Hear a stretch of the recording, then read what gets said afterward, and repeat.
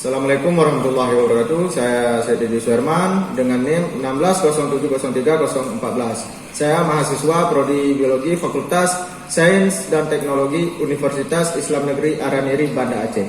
Baiklah, pada kesempatan kali ini saya akan mereview sebuah jurnal Larsen dan kawan-kawan yang dipublikasikan pada tahun 2020 dengan judul Menguji Konsep Kontinum Sungai dengan Model Jaringan Aliran Geostatistik. The River Continuum Concept atau biasanya disebut RCC menyediakan salah satu kerangka pemersatu pertama dalam teori ekosistem fluvial. Sementara prediksi RCC diadakan di banyak tes empiris, penelitian lain menyoroti bagaimana model diabaikan sumber heterogenitas pada skala yang berbeda, misalnya efek anak sungai. Menggunakan efek-efek ini memerlukan penilaian variasi dalam variabel ekosistem utama pada dimensi longitudinal dan lateral jaringan sungai. Namun, sejauh ini tidak ada tes empiris yang menggunakan pendekatan statistik eksplisit spasial untuk penilaian ini. Pada penelitian ini menunjukkan bahwa model eksplisit, model yang dikembangkan baru-baru ini untuk jaringan sungai dan dapat digunakan untuk menggunakan prediksi RCC sambil mempertimbangkan sumber heterogenitas lintas skala.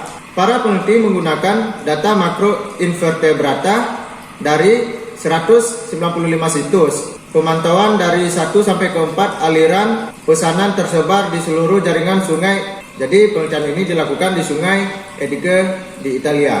Para peneliti membandingkan ekspektasi teoritis dengan semi-variogram empiris yang menggabungkan topologi jaringan untuk menilai kontinuitas dan ketidaksesuaian dalam proporsi kelompok makanan fungsional invertebrata atau yang biasa disebut FFG pada jarak Euclidean dan in-stream. Model jaringan aliran geostatistik kemudian digunakan untuk mengukur pengaruh gradien longitudinal relatif terhadap kualitas air skala lokal dan penggerak penggunaan lahan sambil memperhitungkan autokorelasi spasial jaringan. Pola dalam semi-variogram berdasarkan hubungan aliran terhubung dicirikan oleh struktur bersarang yang terkait dengan heterogenitas pada beberapa skala. Oleh karena itu, variasi longitudinal dalam FFG lebih baik dijelaskan oleh kontinum yang tidak merata daripada gradien, yang menyiratkan bahwa proses in-stream dan faktor landscape mempengaruhi fungsi ekosistem sungai.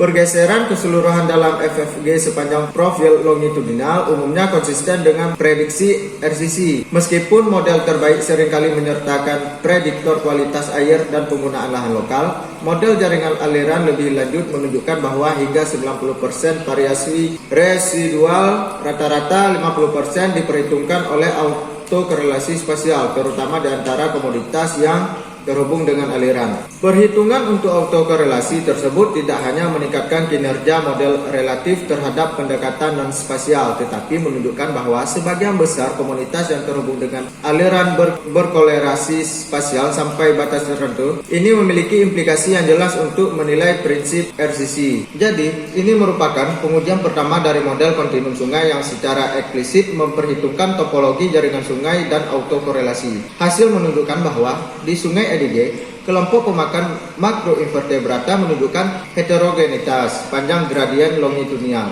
Hasil menunjukkan bahwa di Sungai Adige, kelompok pemakan makroinvertebrata menunjukkan heterogenitas sepanjang gradien longitudinal yang muncul diselingi oleh transisi habitat lokal. Transisi semacam itu dapat dikaitkan dengan penimbunan buatan yang mengubah kesinambungan alami proses sungai, dan untuk ini menggunakan model jaringan yang eksplisit secara spasial. Untuk menguji RCC secara lebih alami sangat dianjurkan. Mungkin hanya sekian yang dapat saya sampaikan, lebih dan kurang saya mohon maaf. Assalamualaikum warahmatullahi wabarakatuh.